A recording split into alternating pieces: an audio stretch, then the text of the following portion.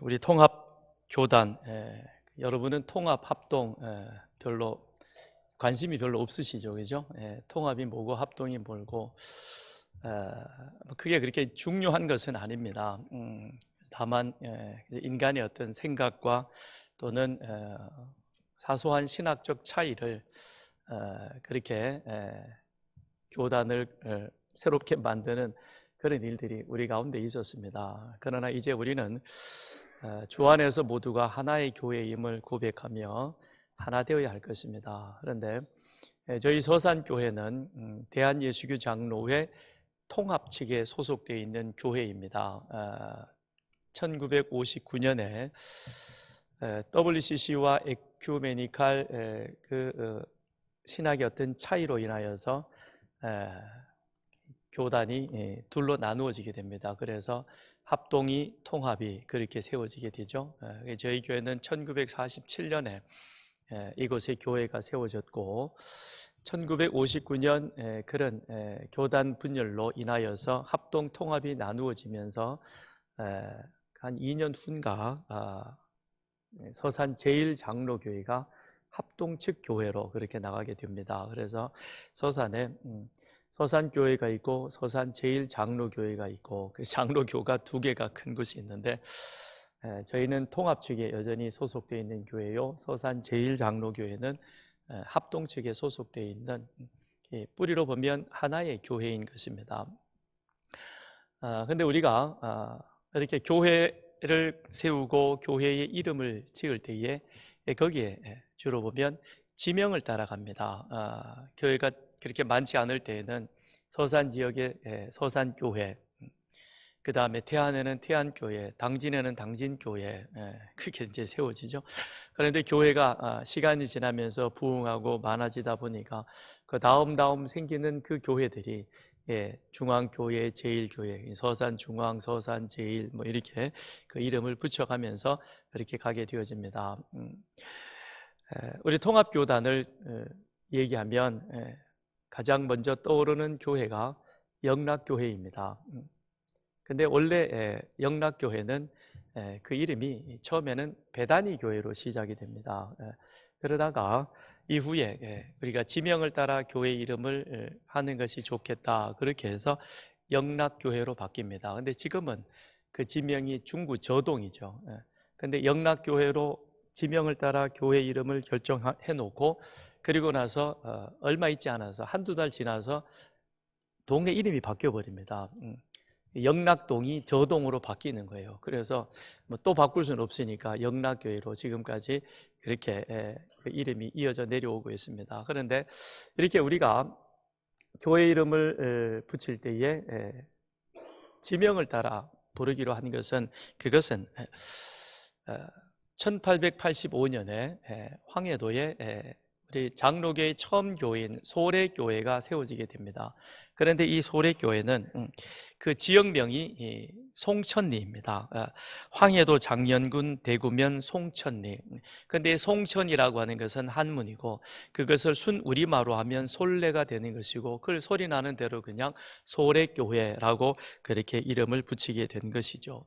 그래서 이후로 이것이 법은 아닙니다만 교회가 세워지게 되면 교회 이름을 지을 때는 지금은 어떤 목회의 가치와 교회의 어떤 그런 사명에 따라 특별하게 그렇게 교회 이름을 붙이기도 합니다만 전통적으로 보면 그 지명의 이름을 따서 교회 이름을 붙이게 되는 것이죠. 그러다 보니까 서산에는 서산교회가 참 많습니다.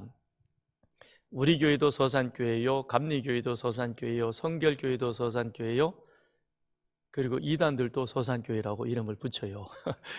그러다 보니까 어느 것이 진짜고 어느 것이 가짜인지를 구분하기가 좀 어렵죠. 그런데 구분하는 간단한 방법이 있습니다. 이게 이제 우리 교단 마크라 그러죠. 이건 우리 대한예수교 장로회 통합 측 교단 마크입니다. 저희 교회도 앞에 들어오다 보면 그 앞에 현관 앞에 이 교단 마크가 붙어 있습니다. 이 시간이 오래 지나다 보니까 햇빛에 발해가지고 이 붉은색과 파란색이 좀 많이 초록색이 많이 좀 그렇게 변색이 되긴 했는데 그런데 저 뒤에 두루마리는 성경이며 동시에 한반도를 그렇게 상징을 하고, 그리고 그 위에 십자가 이렇게 되어져 있습니다. 그러므로 혹시 여러분이 여러분 자녀들이 다른 지역에 가서 그렇게 가서 살거나, 또는 여러분들도 잠시 어떤 지역으로 가시게 되어져서 주의를 지킬 때에 그때에 고민하지 마시고 우선은 이 교단 마크가 있는 교회로 가시면 그 교회가 정통 교회이고, 그리고 큰 문제가 없다. 물론 그 안에 들어가서 보면 또 목사님의 목회 어떤 그런 여러 가지 그 철학에 따라서 조금은 다를 수는 있겠지만, 그러나 큰 틀에서 보면 이 교단 마크가 우리 통합적 교회를 보여주고 있는 것이고, 그리고 큰 문제가 없는 정통 교회임을 우리가 알 수 있는 것입니다. 그런데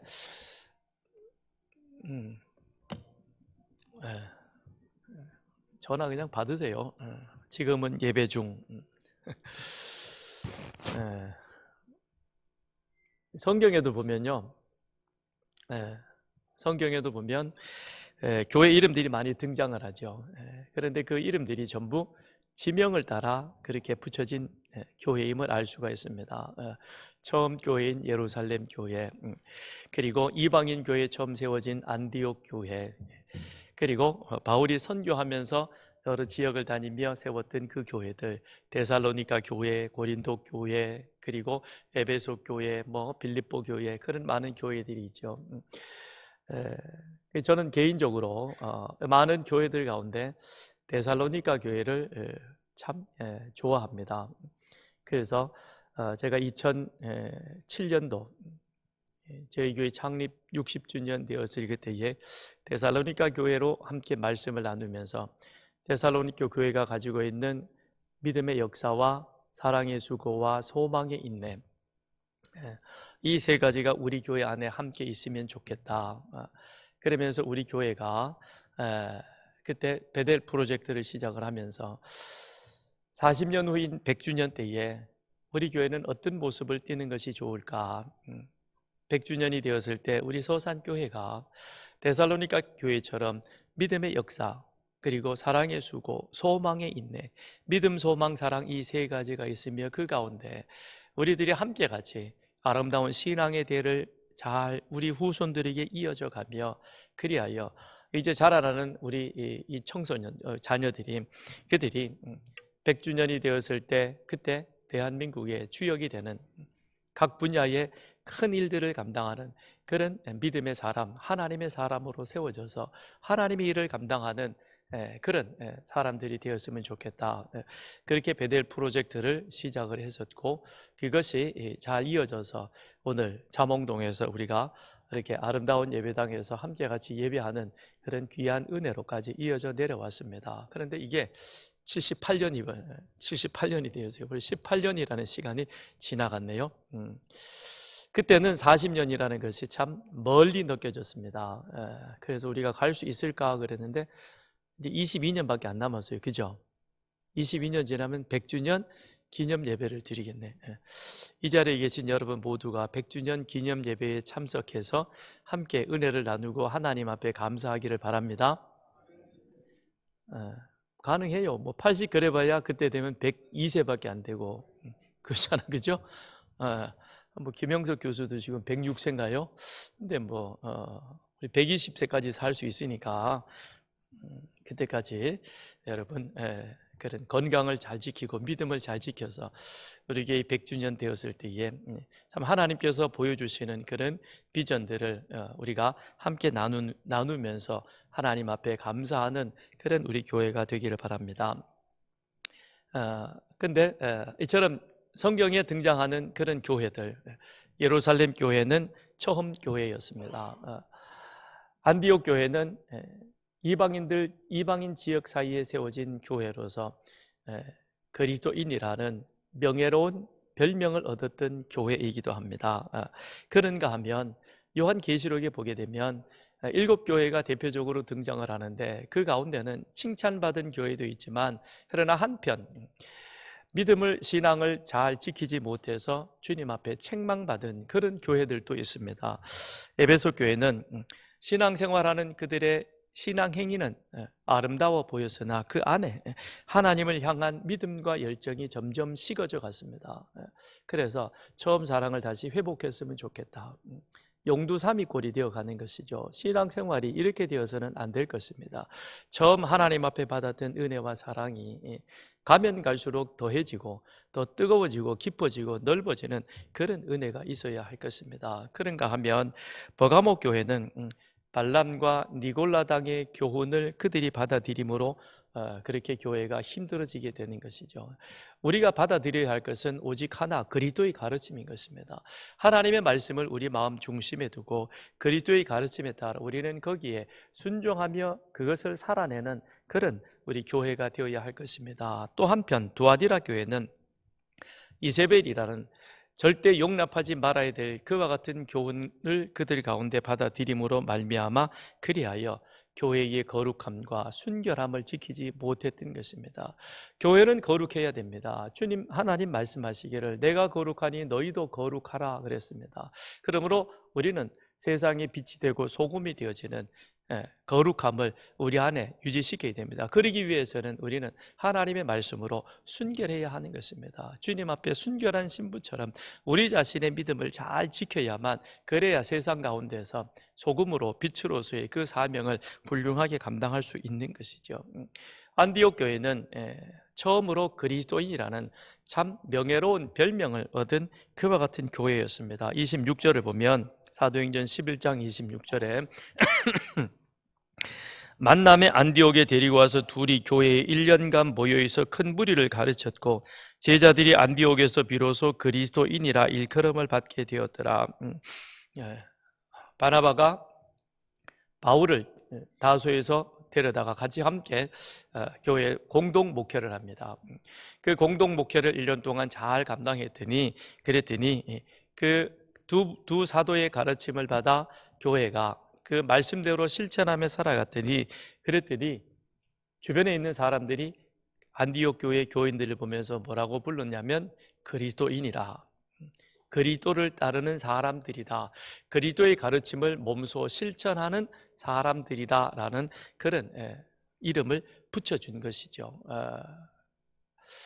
그런데 누가는 이 사도행전 11장의 안디옥 교회에 대하여 소개할 때 바나바와 바울의 가르침을 따라 그들이 1년 동안 열심히 신앙생활을 했더라, 그것만을 기록하고 있지 그들이 어떤 모습으로 신앙생활을 했는가 하는 그 신앙생활의 삶에 대해서는 자세하게 기록하고 있지 않습니다. 왜냐하면 그것은 기록할 필요성을 느끼지 못했기 때문에 그런 것이죠. 그것은 사도행전의 저자인 누가의 입장에서 볼 때 사도행전 2장 3장에 나와 있는 예루살렘 교회가 비록 스데반의 순교로 인하여 각처로 흩어지게 되었는데, 그런데 그 흩어진 자들이 어디까지 내려왔느냐? 안디옥까지 내려왔다는 것이죠. 그러므로 여기에서 세워진 이 교회 공동체인 안디옥 교회는 결국에는 예루살렘 교회의 연장선 속에 있다는 것입니다. 예루살렘 교회에 그들이 사도들의 가르침을 받아 서로 교제하며 떡을 떼며 모이기를 힘쓰며 기도에 전혀 힘썼더라. 이것이 처음 예루살렘 교회의 모습이었고, 그 예루살렘 교회의 모습이 그대로 그것이 장소가 옮겨졌습니다. 어디로 갔습니까? 안디옥으로 간 겁니다. 스데반의 일로 인하여 흩어진 자들이, 그 가운데 일단의 무리들이 안디옥에 가서 안디옥에서도 동일한 모습으로 내가 예루살렘에서 신앙생활했던 그 모습 그대로 어디 가서도 하느냐? 안디옥 가서도 했다는 겁니다. 그러니까 누가 입장에서 보았을 때 굳이 안디옥 교회의 신앙생활, 삶에 대해서 자세하게 기록할 필요성을 느끼지 못했던 것이죠. 왜냐하면 그들의 삶이 그렇게 살아가고 그렇게 살아가는 삶을 또한 전도받았던 사람들도 또 똑같은 모습으로 그렇게 살아갔었고, 그렇게 살다 보니까 그것이 무엇이 되어졌느냐? 이방인들, 주변 사람들의 눈에는 그리스도인이랴, 그리스도의 가르침을 따르는 무리들이 되어졌던 것입니다. 그러므로 우리가 처음 신앙생활을 시작하는 것이 중요하고, 시작할 때에 그것이 성경적 바른 가르침 속에 살아가는 것이 참 중요하다는 겁니다. 그래서 우리말에 3살 버릇 80까지 간다고 이 인간의 습관, 이것은 잘 바뀌지 않습니다. 그래서 처음부터 제대로 된 신앙생활, 바르게 배운 신앙생활이어야 하는 것입니다. 그래야 어딜 가서도 그렇게 신앙생활하게 되는 것이죠. 처음 잘못 배워놓으면 시간이 지나 다른 곳에 가버리면 이것이 변질되는 것입니다. 그래서 우리는 처음 배우는 것, 처음 시작하는 것이 참 중요하다는 것이죠. 그러면 누가 입장에서 볼 때에 이 안디옥 교회는 예루살렘 교회의 연속입니다. 그러니까 예루살렘 교회는 사도들의 가르침을 받아 서로 교제하고 떡을 떼며 오로지 기도하기를 힘쓰던 그런 교회였습니다. 그런데 또한 예루살렘 교회는 어떤 모습이 있었느냐?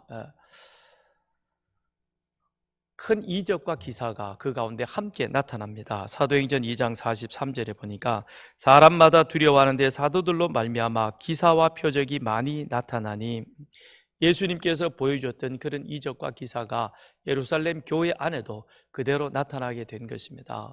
그래서 병 고치는 은사가 나타나고 귀신이 쫓겨가는 그런 역사가 나타나죠. 베드로와 요한이 기도하러 가다가 나면서부터 걷지 못했던 그 사람을 일으키는, 고치는 역사가 나타납니다. 뿐만 아니라 베드로에 지나갈 때 그 그림자가 미치기만 해도 그래도 병이 낫는 그런 놀라운 기적이 어디에 있었느냐? 예루살렘 교회 안에 있었다는 것이죠. 그러니까 사람들이 놀랍니다. 사람들이 그 마음에 큰 은혜를 받습니다. 와, 예루살렘 교회는 이런 놀라운 기적과 이적이 막 일어나는구나. 큰 감동을 받는 것이죠. 그런데 병 고치는 것이 우리에게는 참으로 큰 그런 문제이긴 합니다만, 근데 이 감정은 그렇게 지속적으로 오래 가질 못합니다. 처음에 아파서 힘들 때는 같이 함께 기도하고, 근데 나았습니다. 와, 하나님의 은혜로 나았네. 근데 그 사람이 일상의 삶으로 건강해 가면 언제 아팠느냐 그건 잊어버리게 되죠. 그러니까 다시 원위치로 돌아가기가 쉽습니다. 그런데 더 중요한 것은 예루살렘 교회는 이런 병고침과 귀신 쫓겨나가는 그런 기적과 이적이 있었지만, 더 중요한 것은 그들이 사도들의 가르침을 받아 서로 나누는 일들이 그들에게 일상이 되었다는 것입니다. 의식주의 문제는 우리 모두에게 있어서 꼭 필요한 것입니다. 특별히 먹고 마시는 그 문제는 인간 생존에 있어서 직결되어지는 것입니다. 그렇기 때문에 우리는 사실상 하루 3끼 먹을 양식만 있으면 되는데, 그런데 욕심을 내죠. 하나님께서 이스라엘 백성들에게 만나를 내려주십니다. 매일 그날 분량만 거둬가면 되는 겁니다. 그런데 그 가운데는 하나님을 믿지 못하거나 조금 더 욕심을 내서 더 많이 거두간 사람도 있었죠. 그런데 성경은 많이 거둔 자나 적게 거둔 자나 부족함이 없었더라. 그러니까 우리가 욕심을 부리지 않고 우리 일상 의식주에 필요한 것들을 그냥 그것만큼만 가지면 되는데, 그런데 저나 여러분이나 그렇지 않죠. 그죠?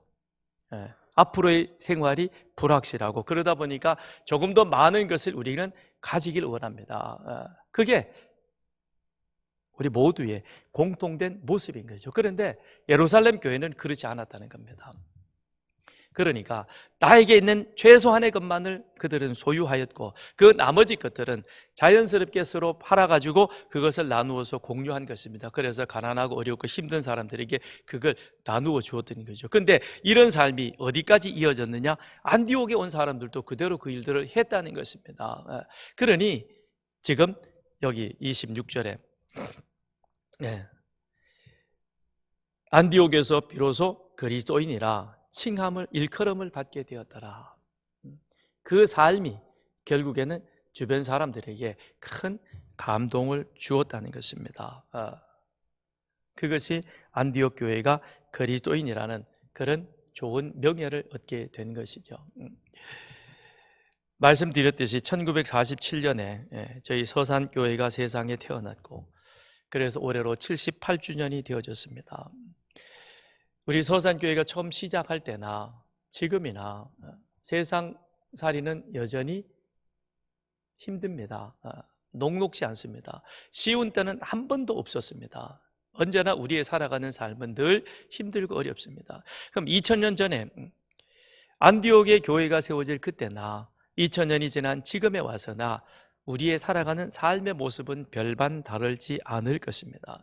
그럼에도 불구하고 안디옥 교회는 주변 사람들로부터 그리스도인이라는 명예스러운 호칭을 받았습니다. 그러면 오늘 우리들도, 우리 서산교회도 세워진 지 78년이 되어서 100주년을 바라보며 주님 오시는 그날까지 우리 교회가 건강한 교회로 주님과 함께 주님 일에 쓰임받는 교회가 되어지며, 더 나아가서는 이 주변 사람들에게 정말 그리스도인답다라는 그런 말을 듣는 우리 교회가 되어야 할 것입니다. 그러기 위해서는 우리도 쉽지 않을 것입니다. 특히 오늘 이 시대에 우리 주변에 일어나고 있는 국내외적인 정세는 참 한마디로 아우성이라고 말할 수 있을 것입니다. 그 어디 곳 하나 올바른 모습이 보여지지 않습니다. 그 가운데 예수의 길을 보여주면서 이 모든 사람들을 옳은 길로 인도하는 그런 교회, 참 그리스도인이라고 하는 그런 호칭을 받는 건강한 교회가 되어가기 위해서 우리는 오늘 안디옥 교회를 통해서 거기에 대한 몇 가지의 해답을 함께 같이 나누고자 합니다. 안디옥 교회는 어떤 교회였는가? 하나님이 원하시는 것을 알고 그것을 추구하는 교회였던 것입니다. 19절로부터 20절을 보십시다. 19절로부터 20절 같이 읽습니다. 시작. 그때에 스데반의 일로 일어난 환란으로 말미암아 흩어진 자들이 베니게와 구브로와 안디옥까지 이르러 유대인에게만 말씀을 전하는데, 그 중에 구브로와 구레네 몇 사람이 게 이르러 헬라인에게도 말하여 주 예수를 전파하니. 안디옥 교회는 예루살렘에 일어난 박해를 피해서 흩어진 자들이 어디까지 왔습니까? 안디옥까지 와서 그곳에서 복음을 전해서 세워진 교회였습니다. 그런데 처음에는 이들도 어떻게 했습니까? 유대인에게만 말씀을 전하는데, 유대인에게만 주로 말씀을 전했고 그들에게 복음을 함께 나누었던 것입니다. 그런데 20절에 보면 그 중에 몇 사람들이 누구를 찾아갔습니까? 헬라인에게 들어가서 이방 사람들에게도 복음을 전했다는 것입니다. 헬라인에게도 복음을 전했다라고 하는 것은 십자가 복음이 유대인만을 위한 것이 아니라 모든 민족을 위한 것이다. 예수 그리스도는 할례나 율법 같은 유대 전통에 얽매이지 아니하고 누구나 예수가 그리스도이심을 믿음으로 말미암아 구원받는다. 십자가 복음은 지역이나 인종에 국한되어지지 아니하고 모든 지역, 모든 민족들에게 다 열려있는 것이다. 이 사실을 예루살렘에 있을 때는 그들이 미처 이 부분에 대해서는 깨닫지 못했는데, 그런데 스데반의 환란으로 인하여서 흩어져 나가면서 안디옥까지 오게 되어졌습니다. 그런 가운데서 그들은 주님의 명령을 기억하게 된 것이죠. 주님께서 우리에게 주신 마지막 명령은 예루살렘에만 있는 것이 아니다. 유대에만 머물러 있는 것이 아니다. 예루살렘에서 유대에서 어디로 넘어가야 됩니까? 사마리아 땅으로 넘어가야 된다. 그곳에서 만족하지 않고 그 다음에는 모든 족속에게로 나아가야 한다. 이것이 주님의 명령이셨고 그것이 하나님께서 당신의 독생자를 십자가에 못 박아 우리를 구원하신 목적이라는 겁니다. 하나님이 진정으로 원하시는 것이 무엇인가? 모든 사람에게 열린 마음을 가지고 다가가서 그 지역과 문화와 인종을 초월하여 그들에게 복음을 전하는 것, 이것이 하나님이 진정으로 원하시는 것이구나. 그렇다면 우리가 안디옥까지 여기까지 내려왔네? 여기서 그러면 무엇을 해야지? 하나님이 우리를 여기를 보내신 것은 헬라인에게도 이방 사람들에게도 복음을 전하라는 뜻이 아니냐. 하나님이 원하시는 것, 하나님이 우리들에게 바라시는 것, 그 사실을 깨닫고 그들은 그 일들을 직접 몸소 그들이 살고 있는 자리에서 행했다는 것입니다.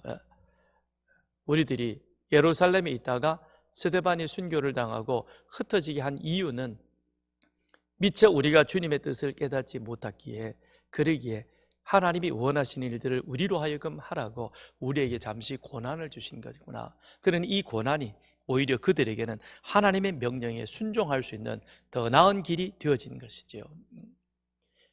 우리 교회도 그런 교회가 되었으면 좋겠습니다. 하나님이 78년 전에 이 땅에 교회를 세우실 때 많은 교회가 있음에도 불구하고 서산교회를 세우실 때는 바로 하나님이 원하시는 것, 지역 복음화를 넘어서 세계를 향하여 복음을 전하는 교회, 세계를 향하여 모든 사람들에게 하나님의 사랑, 하나님의 말씀을 실천하는 그런 교회가 되기 위해서 하나님께서 우리 서산교회를 세우신 줄 믿습니다.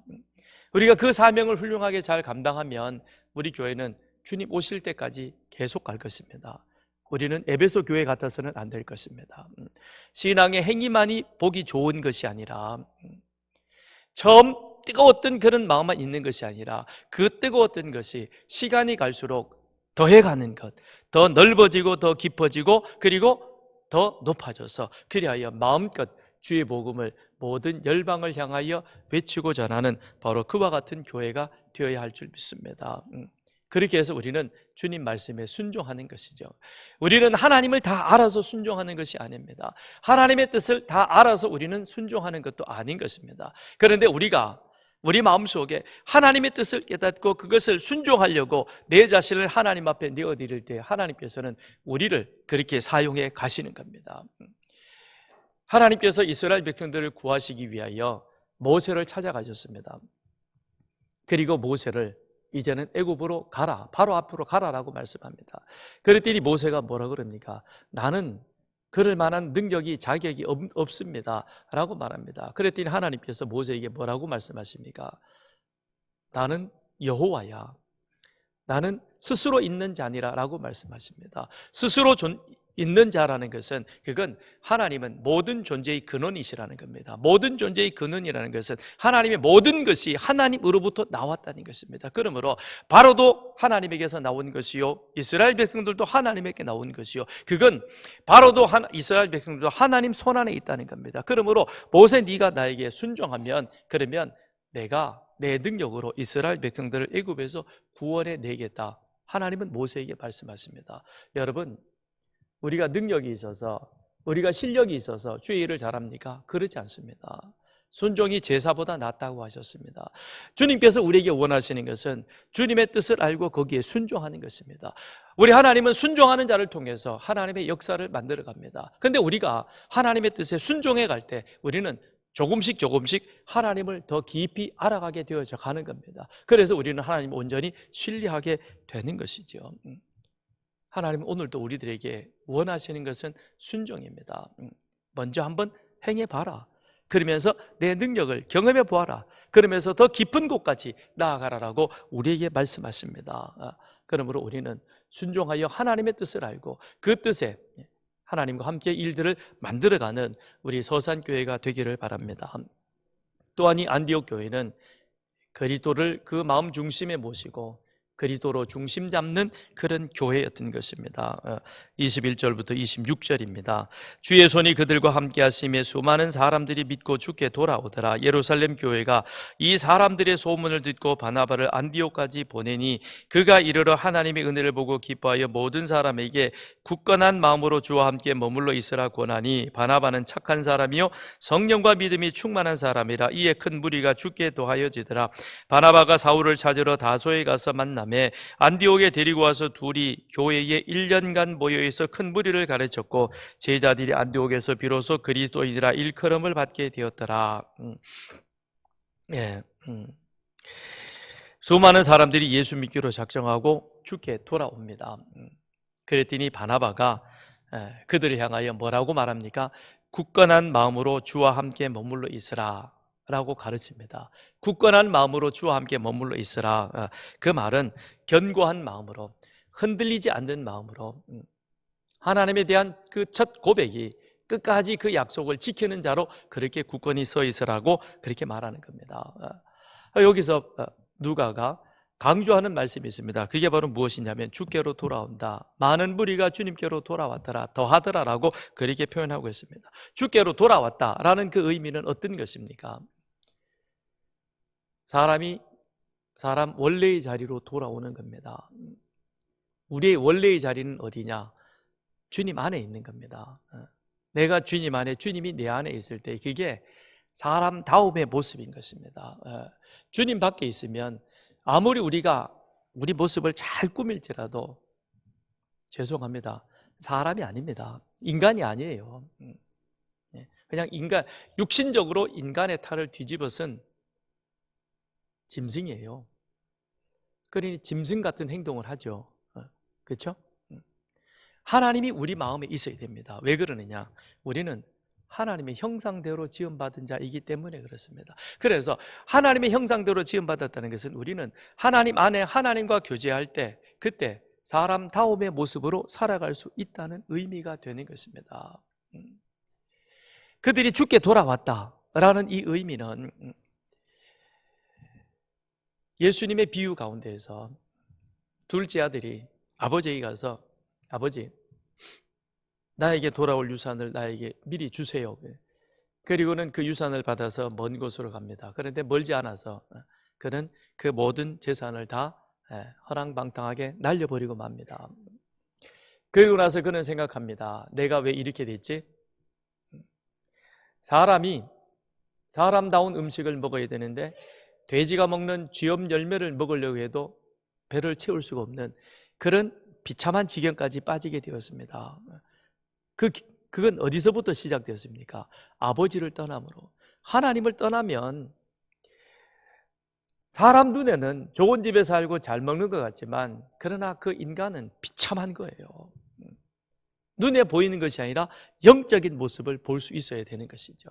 둘째 아들이 지금 그와 같은 처지에 처한 겁니다. 그러니 그가 내린 결론이 무엇입니까? 돌아가자. 어디로요? 내 본래의 자리. 내 본래의 자리는 어디입니까? 아버지 안으로. 아버지 집으로 들어가는 것은 아버지 품 안으로 들어가는 겁니다. 그래요. 우리는 하나님의 형상대로 지음받은 존재. 그런데 우리가 이 세상 가운데 죄악 가운데 던져져 있는데 이것이 우리의 삶의 본 주소가 아닌 것입니다. 우리는 어디로 들어가야 되느냐? 하나님 품 안으로 돌아가야 하는 겁니다. 그래서 주께 돌아온다. 원래의 자리로 돌아오는 겁니다. 그런데 그 돌아오는 그 사람들을 향하여 바울이 뭐라고 말하느냐? 너희는 주께 굳건히 붙어 있어야 된다라는 겁니다. 하나님이 우리에게 약속하셨다. 내가 죄인인 너희를 구원할 구원자를 보내시겠다. 하나님은 그 약속에 따라서 당신의 사랑하는 아들 예수를 십자가에 우리를 위한 대속의 제물로 희생시켜 주셨습니다. 그 예수가 죽음으로 말미암아 누구든지 예수를 그리스도라 믿는 자는 구원받는 하나님의 은혜를 누리게 되었습니다. 이건 하나님의 약속이요, 그 약속이 우리 가운데 성취되어진 것입니다. 그럼 하나님은 우리 인간의 어떤 행동에도 여의치 아니하고 개의치 아니하시고 우리를 향한 하나님의 약속을 하나님은 신실하게 이루어 주셨습니다. 그래서 우리가 구원받은 자가 되었습니다. 그렇다면 그 구원의 약속을 믿고 돌아왔으면 그 다음엔 구원받은 자로서 주님께 딱 붙어서 그렇게 살아야 된다는 겁니다. 하나님의 약속을 기억하고 나도 이제는 하나님만 사랑하겠습니다라고 내가 약속했기에 우리는 우리 안에 우리 마음속에 다른 것이 자리 잡지 않도록 그것을 몰아내어야 하는 겁니다. 그래서 하나님이 주님이 언제나 우리 가운데 최우선순위가 되어야 하는 겁니다. 그런데 우리는 어떤가요? 하나님의 약속에 따라 구원받아 하나님 사랑합니다라고 그렇게 고백하면서도 그러면서도 우리의 많은 기도의 제목들이 우리 육신의 욕망을 따라 세상을 추구하는 그런 모습이 우리에게 없잖아 많이 있습니다. 우리 많은 기도 제목을 적습니다만 그러나 그 수많은 기도 제목들 내용 가운데에서 하나님 사랑하겠습니다. 하나님의 뜻대로 살아가겠습니다. 그 뜻대로 살아갈 수 있도록 저에게 믿음을 더하여 주옵소서. 그런 기도보다는 주세요, 주세요, 뭐 해주세요, 이루어주세요. 그 기도가 너무 많잖아요. 그건 하나님이 우리 마음에 중심이 아직 되어지지 못했다는 겁니다. 그래서 바울은 누가는 말합니다. 하나님이 우리의 중심이 되어야 한다. 안디옥 교회가 이방인들에게 칭찬받았던 이유는 그건 그들이 주님께 돌아왔을 뿐만 아니라 또한 어떤 모습으로? 그리스도의 가르침을 따라 그리스도가 그 마음 중심이 되어져서 그대로 살아갔다는 것이죠. 예수 믿는다고 해서 시련과 고난이 없는 것은 아닙니다. 예수 믿어도 우리에게는 여전히 시련이 있고 고난이 있고 어려움이 있습니다. 그런데 여러분, 오뚜기는요 어떤 일이 있어도 늘 중심 잡기를 제대로 원위치로 돌아옵니다. 그건 왜 그렇죠? 오뚜기 아랫부분에는 상대적으로 그것을 무겁게 만들어 놓아서 그래서 무게중심이 아래에 있습니다. 그렇기 때문에 기울어지면 중력이 무거운 아랫부분을 아래로 끌어당겨가지고 다시 원위치로 돌아오도록 만드는 것이죠. 그러면 죽게 붙어 있는다는 것은 바로 이런 뜻이 되는 것이죠. 예수가 우리 마음 중심에 들어와서 그리하여 그 예수 하나님으로 말미암아 내가 예수 그리스도로 인하여 구원받았으니 이제는 그 그리스도의 가르침에 따라서 내가 그 가르침을 실천하는 자로 살아가는 것이다. 그런데 여러 가지 시련과 환난이 우리 가운데 있을지라도 그 주님의 가르침, 주님이 내 마음의 중심이 되어 주신다면 우리는 어떤 시련과 환난 가운데 다시금 중심을 잡아서 제자리로 설 것입니다. 이방 사람의 눈에는 그게 보이는 것이죠. 힘든데 어려운데 저 사람 과거 같았으면 저 일로 인하여서 며칠 머리 싸고 들어 누워야 될 텐데 근데 밝은 모습으로 오늘 나왔는데 뭐지? 알고 보니까 예수가 그 마음 중심에 있는 것이죠. 그래서 바나바가 뭐라고 말합니까? 굳건한 마음으로 주와 함께 머물러 있으라. 우리가 그런 교회가 성도가 되기를 바랍니다. 예수 그리스도의 하나님과의 약속을 기억하고 그리스도로 우리 마음 중심에 굳건하게 붙어 있어서 그래서 말씀 배우고 기도하고 예배드리고 그 가르침을 실천하면서 그래서 늘 우리는 하나님 중심으로 살아가는 그런 우리 서산교회 성도들 되기를 바랍니다. 또한 이 안디옥 교회는 선한 사마리아인의 삶을 몸소 실천하는 그런 교회였던 것입니다. 27절에 그때의 선지자들이 예루살렘에서 안디옥에 이르니 와서 무슨 얘기를 합니까? 아가보라고 하는 한 사람이 성령으로 말하되 천하의 큰 흉년이 들리라 하더니 글라우디오 때에 그렇게 되었다. 그래서 이 여파로 인하여서 예루살렘 교회가 힘든 그런 상황에 처하게 되었습니다. 그런데 그 소식을 이 안디옥 교회 사람들이 들었습니다. 그리고 나서는 29절 30절 같이 읽습니다. 시작. 제자들이 각각 그 힘대로 유대에 사는 형제들에게 부조를 보내기로 작정하고 이를 실행하여 바나바와 사울의 손으로 장로들에게 보내니라. 예루살렘 교회가 어렵다, 힘들다 이 소식을 듣고 그리고 그들은 그 다음에 어떤 일을 했느냐? 저들이 힘들고 어려운데 우리가 도와야 되지 않겠느냐, 그 일들을 몸소 실천했다라는 것이죠. 그래서 부조를 보내기로 작정했다. 그런데 이거를 작정한 그 결정체가 누구이냐? 29절에 보면 제자들이 그러면 여기서 말하는 제자라고 하는 것은 예수 믿는 성도들을 말하는 것이죠. 예수 믿는 믿음의 공동체입니다. 그러니까 복음서의 제자는 예수님과 함께했던 12제자요, 사도행전에서 누가가 언급하고 있는 제자라고 하는 것은 예수 믿는 사람들입니다. 대신 복음서의 제자들, 베드로를 비롯한 그들은 사도들로 그렇게 표현하고 있습니다. 그렇다면 이걸 예루살렘 교회가 어려운 가운데 있다는 소식을 들었습니다. 그러면 우리는 어떻게 해야지? 어떻게 하는 것이 그리스도의 사랑을 실천하는 것일까라는 것을 가지고 온 교회가 함께 같이 토론한 것입니다. 같이 고민했습니다. 같이 함께 기도했습니다. 그리고 함께 같이 하나의 결론에 도달했습니다. 그게 바로 무엇이냐면 그들에게 부조하기로 결정했다라는 것입니다. 이게 참된 교회의 모습인 것입니다. 이 일들을 결정하는 일에 있어서 바울이든 바나바든 어떤 주장을 하지 않았다는 것이죠. 안디옥 교회는 5명의 리더들이 있었습니다. 바나바, 시몬, 루기오, 마나엔 그리고 사울이었습니다. 그들은 그리스도의 가르침을 가르쳤고 그리스도의 가르침을 몸소 실천하는 그와 같은 삶을 살았습니다. 그러나 교회가 함께 같이 귀한 일들을 결정해야 할 그때에는 같이 함께 그 부분을 서로 논의하고 기도하고 결정했다라고 하는 것이죠. 이게 교회가 일하는 방법인 것입니다. 하나님은 서산교회에 담임 목사를 세워주셨고요, 담임 목사를 주신 것은 그건 하나님이 서산교회를 향한 이 담임 목사를 통해서 하나님의 비전을 이 가운데 펼치기를 원하시는 것이죠. 그래서 담임 목사가 비전 한 해 한 해 그리고 큰 교회의 목회의 그림을 그리면 그 그림을 교회 안에는 당회원들이 함께 같이 그 비전을 공유하는 것입니다. 그리고 같이 함께 그 공유되어진 부분들을 이제는 각 사역위원회별로 나누어서 우리가 이 일들을 어떻게 감당하며 어떻게 처리해 갈 것인가 함께 의논하는 것입니다. 함께 기도하는 것입니다. 그리고 함께 결정하는 것입니다. 그리고 나서 그 일을 실행에 옮기는 것이죠. 아이고, 담임 목사가 하자 그러니까 하겠다. 그건 담임 목사가 다르게 바뀌어지면 달라질 수 있는 겁니다. 그건 교회의 옳은 모습은 아닐 것입니다.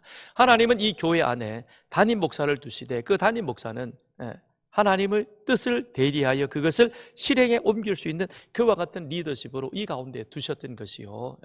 주신 그 리더십 비전들을 이제 우리 교회의 당회원들과 그리고 사역위원장들과 함께 공유하고 나누고 그 안에서 그것이 좀 더 숙성되어지며 토론되어지고 이 다음에 이것이 온 교회 각 사역위원들과 함께 같이 나누어 그 부분을 더 깊이 있게 심도 있게 논의하는 것이죠. 그러면서 그 일을 각자 맡겨진 일 따라 추진해 가는 겁니다. 그렇기 때문에 여기 계신 여러분 모두가 다 사역위원회에 들어가셔서 같이 함께 어떻게 하면 우리가 2025년은 세상에 예수의 길을 보여줄 수 있을까?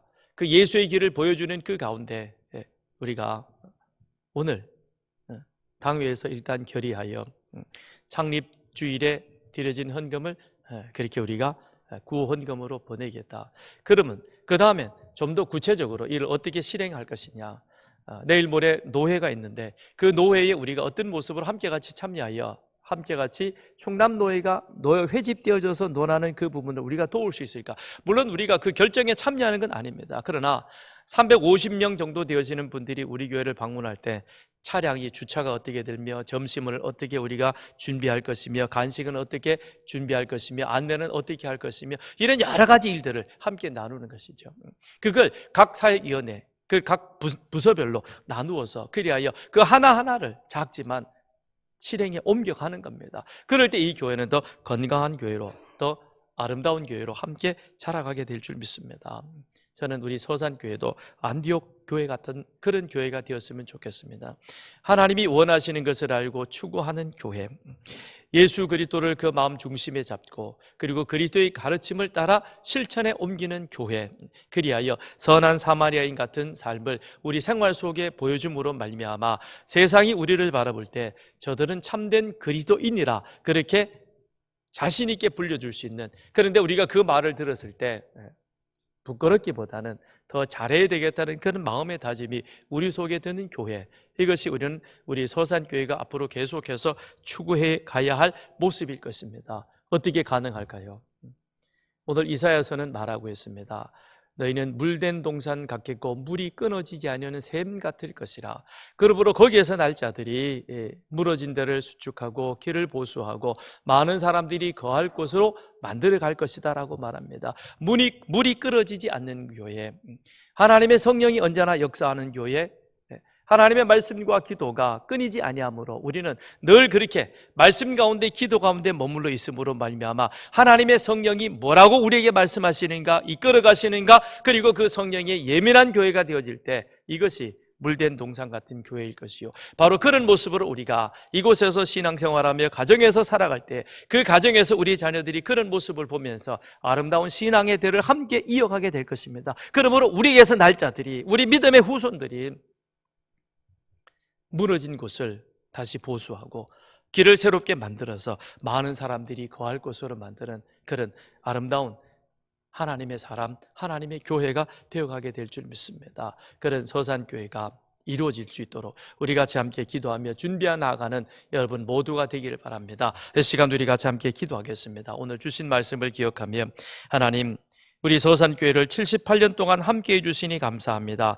우리는 계속해서 하나님이 원하시는 것을 추구하는 교회 되게 해 주옵소서. 예수 그리스도로 마음의 중심을 잡고 계속해서 하나님을 알아가는 교회 되게 하여 주옵소서. 하나님 주시는 비전을 리더와 함께 공유하고 힘과 지혜를 모아 실천에 옮기는 그런 물된 동산 같은 교회 되게 하여 주옵소서. 우리 같이 함께 기도하겠습니다.